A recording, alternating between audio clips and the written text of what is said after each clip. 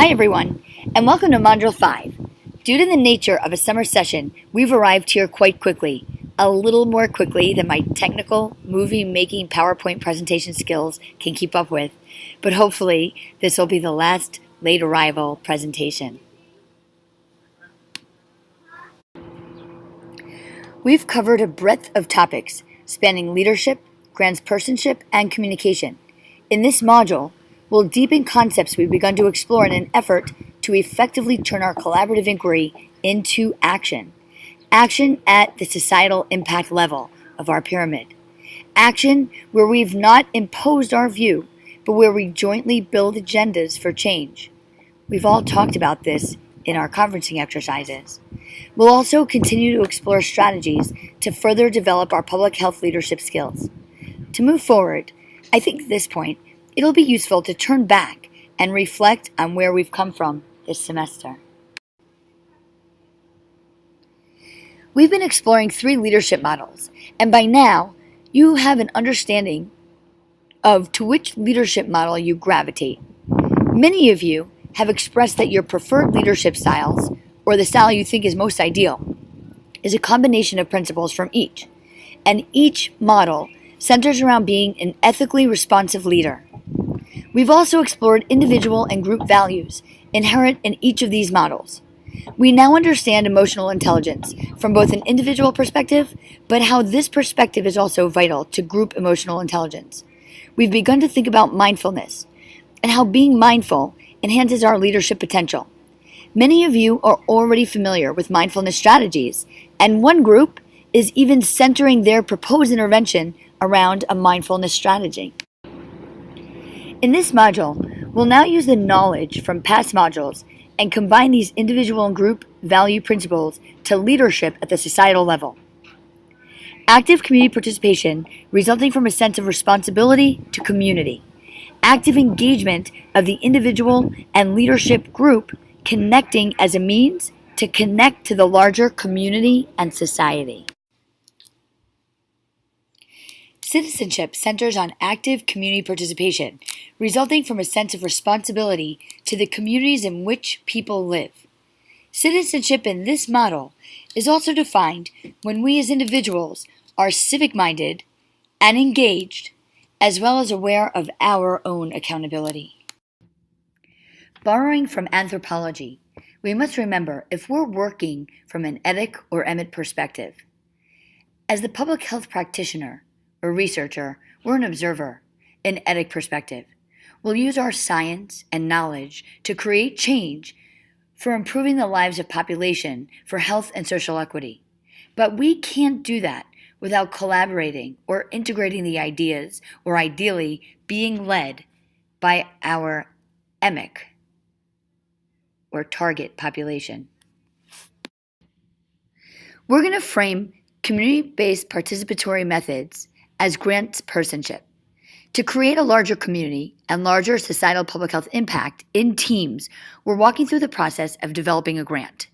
At this point, we've only drafted our programs that oftentimes we don't even validate in the academic world or even in most foundations.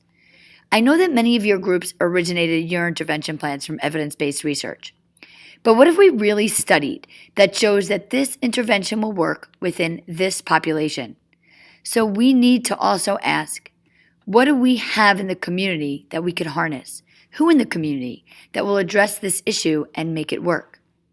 And this issue may be relevant and important to us based on our research, but does the community even care about this issue? This is where and why community-based participatory methods are essential in reaching for what we will hopefully, and not that far off, achieve, which is complete health equity and social justice.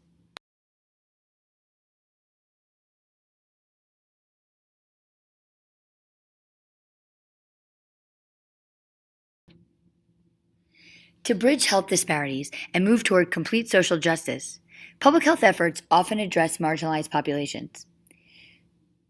To borrow from Paulo Freire, our communication style must be from a place that empowers, where our target population is not solely the recipient of our projects, but the ones who identify the issues and propose the solutions.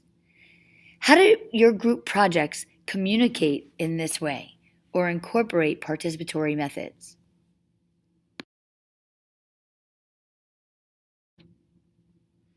To bridge health disparities and move toward complete social justice, public health efforts often.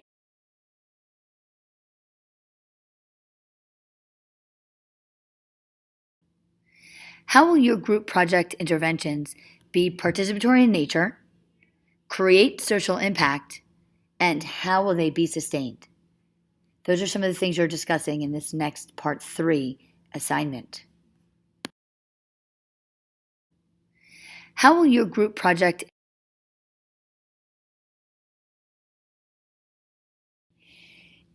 Essential intervention many times does come from voices of the dominant culture and marginalized community when conducting community-based participatory research.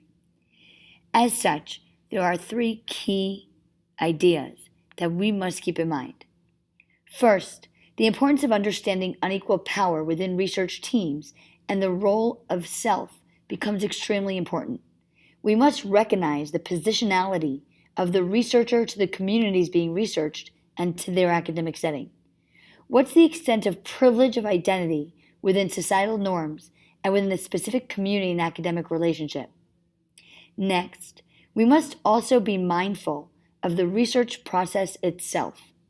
Who defines the research design, decision-making processes, and levels of power sharing? And finally, we also must be mindful of the representation and writing of the findings. Whose voices are privileged and being heard? Have you ever been on a project where you published with community members?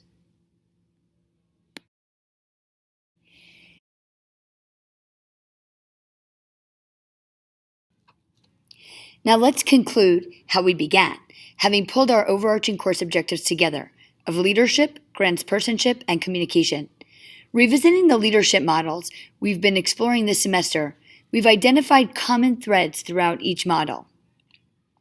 From facilitation by the McGee, Boyatsis, and Johnson readings this module, have you identified your personal vision? And have you recognized your own social system? If so, we're ready to move into the final 2 modules and end of this course with our final proposals and 5-year life or career plans. Thank you once again for tuning in.